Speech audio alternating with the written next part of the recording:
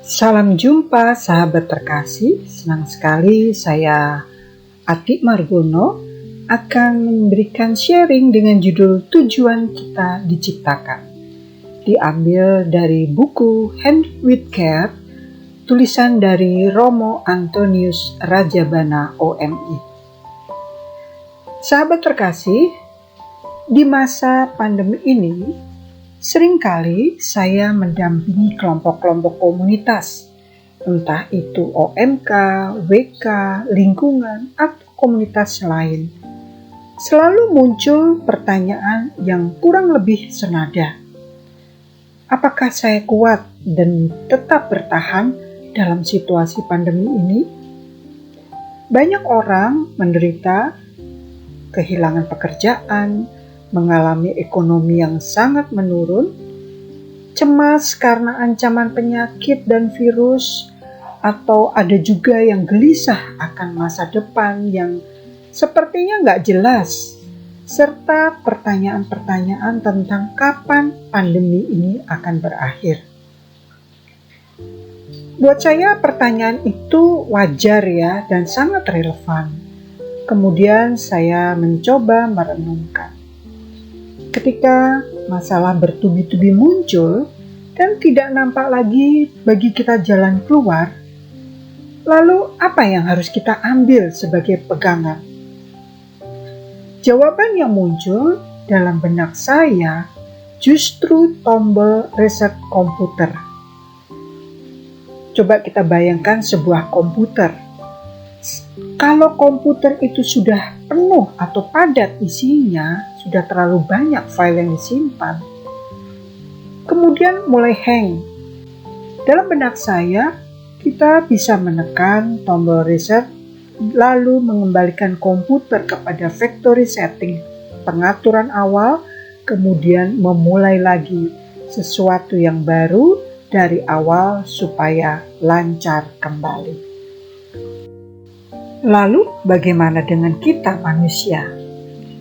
Dalam situasi yang serba sulit, di mana seakan tidak ada jalan keluar dan masa depan yang cerah pun tidak kunjung kelihatan, kita bisa menekan tombol reset dan kembali ke factory setting. Lalu pertanyaan berikutnya, apa factory setting hidup seorang manusia itu? Untuk menjawabnya, kita perlu melihat ke pertanyaan asas dan dasar manusia diciptakan menurut latihan rohani Santo Ignatius. Untuk apa tujuan kita diciptakan? Ternyata jawabannya adalah kita semua diciptakan dengan tujuan untuk memuji dan memuliakan Allah. Jadi, tujuan utama hidup kita adalah Allah, Tuhan sendiri, bukan hal-hal yang lain. Hal yang lain dalam hidup adalah sarana untuk tujuan itu. Pekerjaan kita itu adalah sarana untuk memuliakan Tuhan. Sedangkan relasi kita adalah sarana untuk memuliakan Tuhan. Barang-barang, materi yang kita punya itu sebetulnya adalah sarana untuk memuliakan Tuhan. Kalau sampai barang, materi kita semua habis hilang, apakah kita masih bisa memuliakan Tuhan?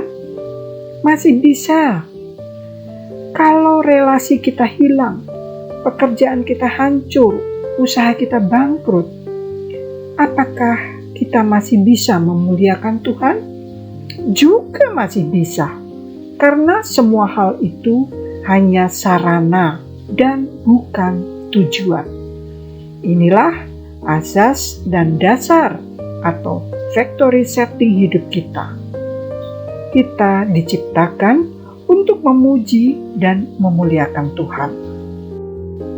Sahabat terkasih, bisa jadi justru pandemi ini mengajak kita untuk kembali merenungkan apa yang sungguh penting. Ketika kita masih mempunyai kemampuan dan banyak kesempatan, mungkin kita bisa memakai tas yang elit yang harganya puluhan juta. That's fine, itu bagus, tidak ada yang salah. Tapi mungkin sekarang ini tidak relevan, tidak memberikan arti apa-apa. Kita diminta untuk kembali kepada hal yang pokok. Seperti masalah tas tadi. Yang penting, tas itu bisa berfungsi sebagai tas, bukan fungsi-fungsi yang lain seperti fungsi sosial misalnya. Saya teringat sebuah cerita tentang seseorang yang hidup bertahun-tahun di dalam sebuah hutan. Dia membangun sebuah pondok yang sangat indah di dalam hutan untuk tinggal. Pondoknya sangat dia cintai, karena pondok itu dikerjakan dari kayu dan dia bangun dengan sangat bagus. Bertahun-tahun dia tinggal di sana, dia sudah sangat nyaman dan menikmati pondok itu.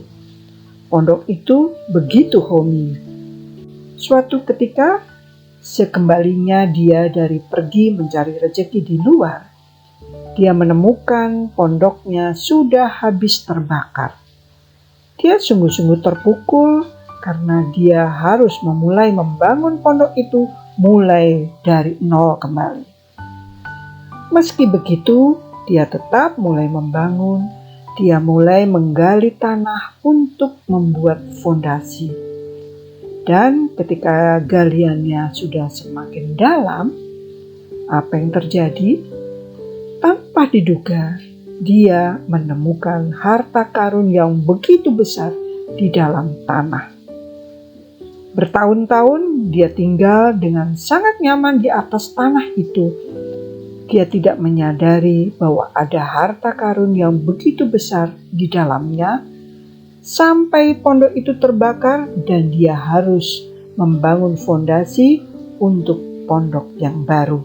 Sahabat terkasih, pandemi itu mungkin adalah sebuah isyarat, sebuah lambang bagi kita. Pondok kita memang harus terbakar dahulu, supaya kemudian kita bisa menemukan sesuatu yang jauh lebih berharga. Dengan adanya pandemi ini, kita jadi lebih bisa menghayati yang lebih penting, yang lebih mendasar bagi manusia.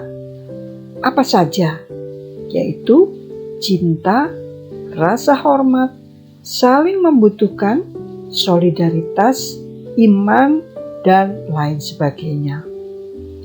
Mungkin pandemi ini bagus buat kita supaya kita dapat meruntuhkan segala ego dan hal-hal yang tidak penting. Kita bisa menemukan dasar esensi yang benar-benar penting, yang pokok, yang membuat cinta kita kepada Tuhan semakin dalam. Mungkin saat ini kita justru diajak untuk membangun ekonomi yang berbasis pada solidaritas, berbasis pada persaudaraan.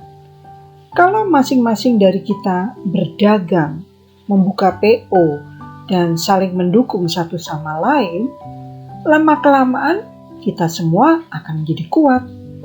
Mungkin kita diminta untuk berpaling dari ekonomi berbasis korporasi yang besar-besar yang akhirnya hanya menguntungkan para pemegang modal besar saja. Dalam situasi pandemi ini, siapa tahu kita harus menemukan sesuatu yang jauh lebih bermanfaat, yang mendukung dasar-dasar persaudaraan, solidaritas, saling membutuhkan satu sama lain, termasuk dalam bidang ekonomi. Ya, siapa tahu di masa pandemi ini kita justru dapat menemukan kebijaksanaan ilahi. Bagaimana Tuhan menuntun kita pelan-pelan melewati situasi ini. Saya yakin Tuhan tidak pernah tinggal diam. Dia bisa menjadikan segala-galanya menjadi doa. Ketika kita menderita, ketika kita menghadapi tantangan, menghadapi kesulitan, bahkan ketika kita menghadapi jalan buntu, semuanya bisa diubah menjadi doa. Dan ketika semuanya kita jadikan menjadi doa, kita akan menemukan jalan keluarnya. Karena doa merupakan kunci bagi setiap pintu rahmat yang disediakan Tuhan. Maka dari itu, mari kita terus berjuang untuk kembali kepada hal-hal yang pokok dan mempercayakan segalanya kepada Tuhan. Dan di luar itu semua, be happy no matter what. Nah, sahabat terkasih, demikian sharing yang saya bacakan dengan judul Tujuan Kita Diciptakan. Semoga bermanfaat. Terima kasih.